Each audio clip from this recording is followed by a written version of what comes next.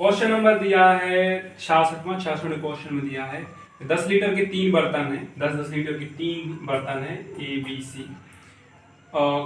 को 2:1, 3:1 और 3:2 के अनुपात में मिलाया जाता है। अगर तीनों बर्तनों को एक बड़े बर्तन में डाल दिया जाए तो नए मिश्रण में दूध और पानी का अनुपात ज्ञात करें। तो ये पहला बर्तन है, ये दूसरा बर्तन, तीसरा बर्तन।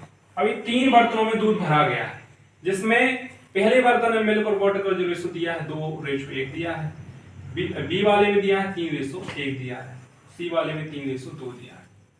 अब हमें इनको एक बड़े बर्तन में मिलाना है, तो यहाँ पे क्या करेंगे कि ये जो दिया है 2:1 पे हो जाएगा 3 हो जाएगा और 1 हो जाएगा तो 4, 3 और 2 5। हमें क्या करना पड़ेगा, हमें सबसे पहले रेशो सेम करने के लिए इन 3, 4, 5 का हमें लेंगे एलसीएम, तो आ जाएगा 60।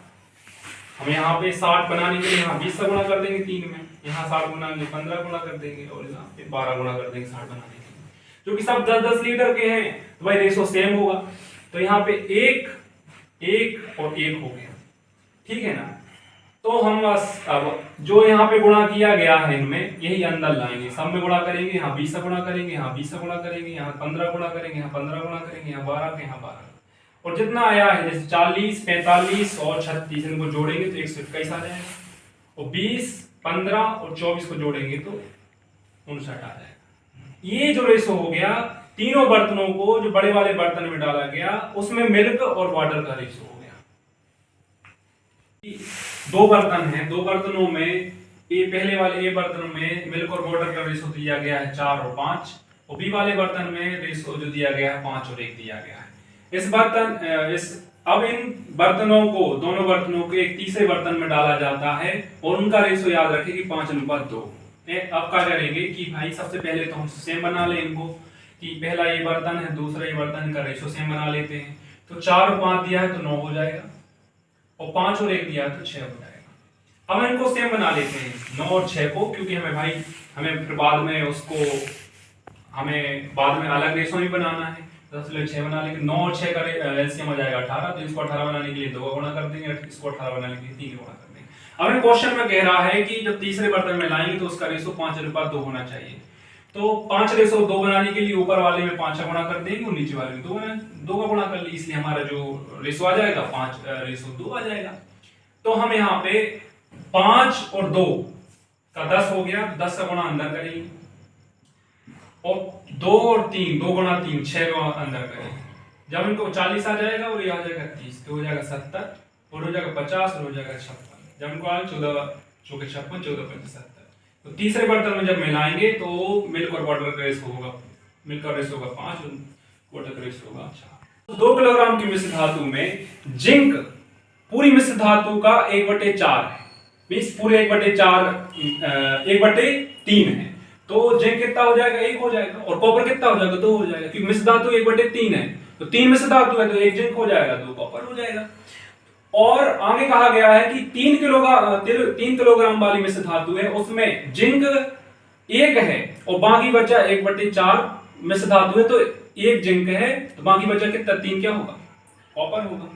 और हमें इनको तीसरे एक मिश्र धातु और बनानी है, इन दोनों मिश्र धातुओं को मिलाना है हमारे लिए। हम क्या करेंगे, सबसे पहले इनका जो रेशो दिया है 1 और 2 दिया है, इनको मिलाएंगे 3 हो जाएगा, 1 और 3 ये हो जाएगा 4। हम सबसे पहले इनका रेशो सेम कर लेंगे, रेशो सेम करने के लिए यहाँ पे 4 गुणा कर देंगे, यहाँ 3 गुणा कर देंगे, इसलिए 12 यहाँ पे आ जाएगी, 12 रेशो सेम हो गया। चूंकि 2 किलो वाली मिश्र धातु थी और 3 किलो वाली मिश्र धातु थी, जो 2 किलो वाले का गुणा कर दिया और 3 किलो वाले का गुणा कर दिया, तो यहाँ पे कितना आ जाएगा 8, यहाँ पे कितना आ जाएगा 9। तो 8 का गुणा अंदर सब में करेंगे, 8, 8, 9, 9। अब हम 8 और 9 कितना हो जाएगा, प्लस करेंगे तो 17 हो जाएगा, और 16 और 27 43 हो जाएगा। तो जब दोनों मिश्र धातु 2 किलो 3 किलो वाली मिश्र धातु को मिलाएंगे तो 5 किलो वाली मिश्र धातु बन जाएगी। तो 5 किलो मिश्र धातु में जिंक 17:43 होगा, जिंक और कॉपर का रेशो। क्या गया है कि एक भूमि में एक पृथ्वी में भूमि और जल का जो अनुपात दिया गया वो 1:2 दिया गया है, और उत्तरी गोलार्ध में भूमि और वाटर का जो अनुपात दिया गया है 2:3 दिया गया है। तो हमें दक्षिणी गोलार्ध में भूमि और पानी का हमें औसत ज्ञात करना है। तो पूरी पृथ्वी है, पृथ्वी में उत्तरी गोलार्ध है, ये दक्षिणी गोलार्ध है। तो इसमें पूरी पृथ्वी का एक पार्ट उत्तरी गोलार्ध हो गया, एक पार्ट दक्षिणी गोलार्ध हो गया, और टोटल पृथ्वी 2 हो गई। इसमें 1/2 पृथ्वी का जो है लैंड भूमि वाला भाग है वो 1 है, और पानी वाले में 2 है। और उत्तरी गोलार्ध है, नॉर्थ हेमिस्फीयर में भूमि का जो है 2 है और पानी का जो है 3 है। अब इनको हम रेशो सेम बनाएंगे तो ये 3 आ जाएगा, यहाँ पे 5 आएगा। रेशो सेम बनाने के लिए 5 और 3 गुणा कर देंगे। तो चूंकि पृथ्वी टोटल जो है पार्ट है वो 2 है और नॉर्थ हेमिस्फीयर 1 है, तो हम जब गुणा करेंगे तो हो जाएगा 10, ये हो जाएगा 20, ये हो जाएगा 6, ये हो जाएगा 9। चूंकि हम जब अर्थ में से नॉर्थ हेमिस्फीयर घटा देंगे तो साउथ हेमिस्फीयर आ जाएगा। 10 में से 6 जाएंगे तो 4 आ जाएगा, और 20 में से 9 जाएंगे तो 11 आ जाएगा। पूछ करना पूछ। अब हम दूसरी मेथड है इसमें कि जब हम लैंड और वाटर में अगर चूंकि हम रेशो बढ़ाते जाए, रेशो तो सेम है, 10 और 20 कर लें इसको, तो ये जो हो जाएगा 30 हो जाएगा। 30 एक अर्थ का पूरा लैंड और वाटर का जो रेशो दिया गया है। तो नॉर्थ हेमिस्फीयर तक जो रेशो हो जाएगा 15 हो जाएगा, और साउथ हेमिस्फीयर का भी 15 हो जाएगा। 15 2 में बढ़ जाएगा क्योंकि पूरी अर्थ का 30 दिया है। तो जो नॉर्थ हेमिस्फीयर में लैंड और वाटर का जो पूरा दिया गया है रेशो वो 15 हो जाएगा। तो 5 की वैल्यू कितनी आ जाएगी? 15 आ जाएगी। तो 1 की वैल्यू कितनी आ जाएगी? 3 आ जाएगी। तो नॉर्थ हेमिस्फीयर में भूमि का जो रेशो हो जाएगा 6 हो जाएगा, और वाटर का जो रेशो हो जाएगा वो कितना हो जाएगा? 9 हो जाएगा। क्योंकि पूरी पृथ्वी में 10 था भूमि और 20 थी वाटर। क्योंकि नॉर्थ हेमिस्फीयर में 6 है तो साउथ हेमिस्फीयर में कितनी बचेगी? 4। और इसमें है 9 नॉर्थ हेमिस्फीयर में, तो साउथ हेमिस्फीयर में हो जाएगी 11। ये हो जाएगा साउथ हेमिस्फीयर का भूमि और वाटर का रेशो।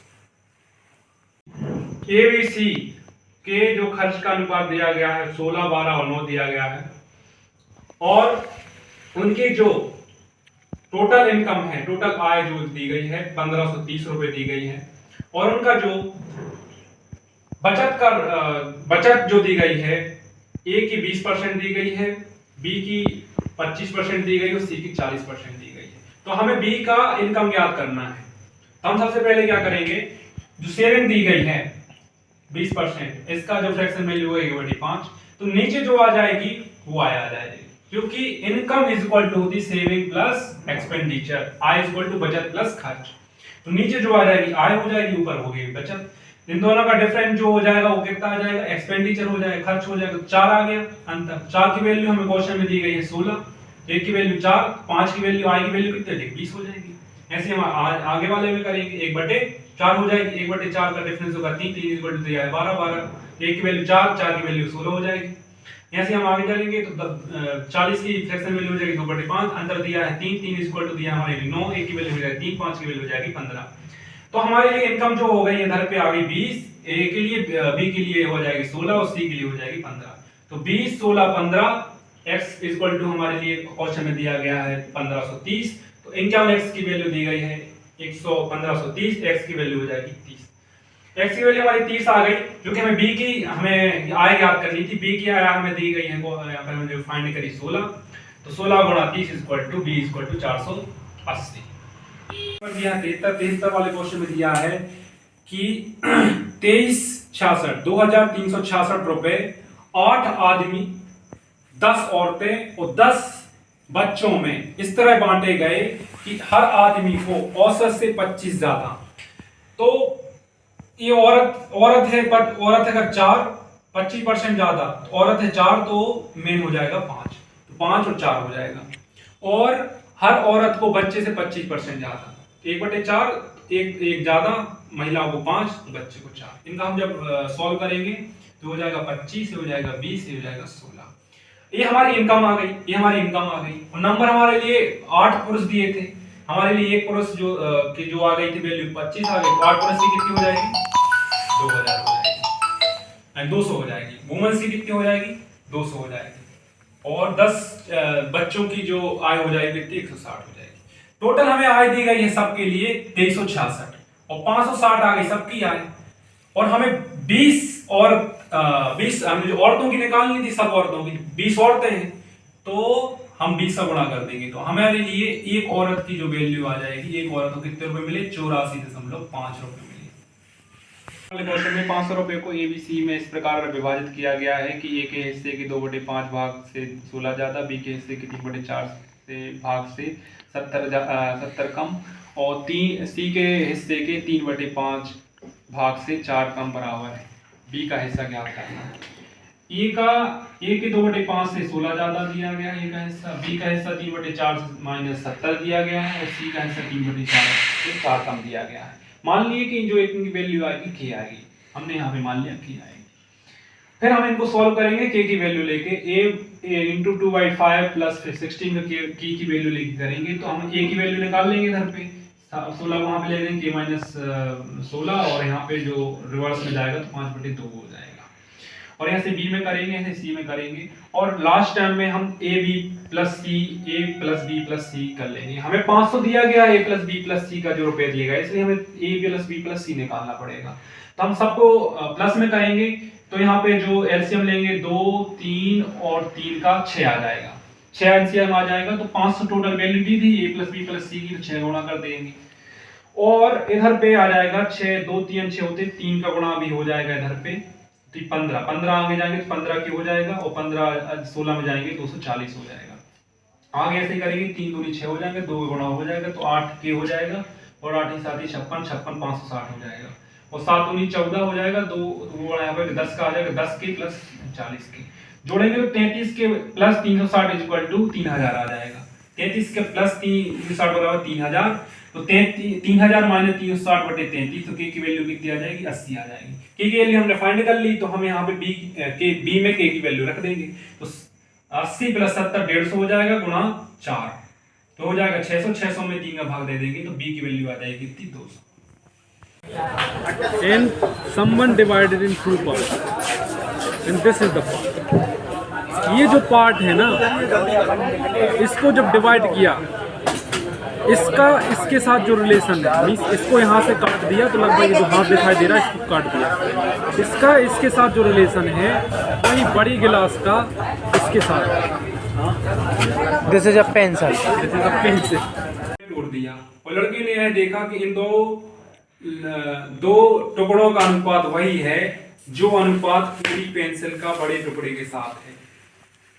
लड़की ने पेंसिलों के अनुपात में तोड़ा।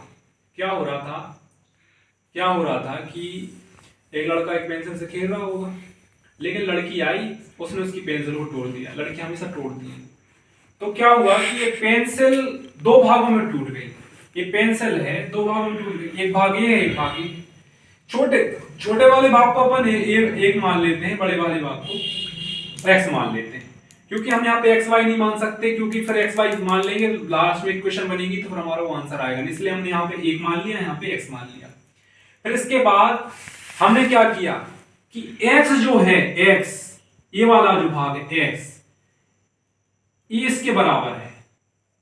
अनुपात जो है इसका इसके साथ जो अनुपात है वही इस पूरी पेंसिल का इस छोटे वाले भाग के साथ है। मींस कि इस छोटे वाला भाग ये है, बड़ा वाला भाग ये है, वही बड़ा वाले भाग के साथ इस छोटे वाला जो बड़ा वाला भाग है इस पार्ट में उसके साथ।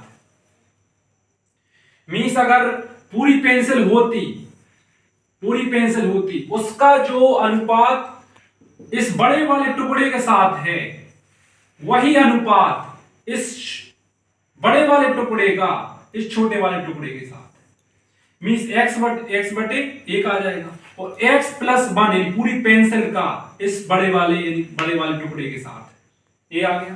तो हम यहाँ पे अब इक्वेशन बनाएंगे, x square equal to x plus 1 आ जाएगा, तो x square minus x minus 1 equal to 0 आ जाएगा। इक्वेशन आ गई।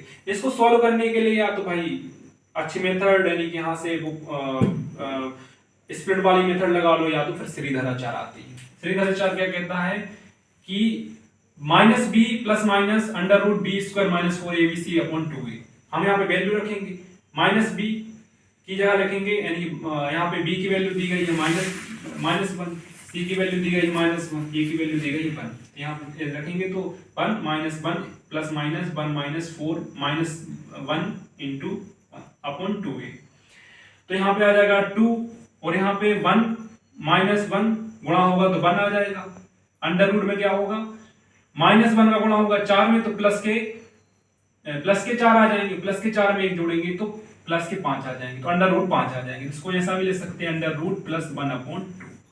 तो इधर पे जो x की वैल्यू आ जाएगी वो आ जाएगी under root 5 plus 1 upon 2, under root 5 plus 1 upon 2। और हमें ज्ञात करना था लड़की ने पेंसिल को किस अनुपात में तोड़ा था, लड़की ने पेंसिल को किस अनुपात में तोड़ा था।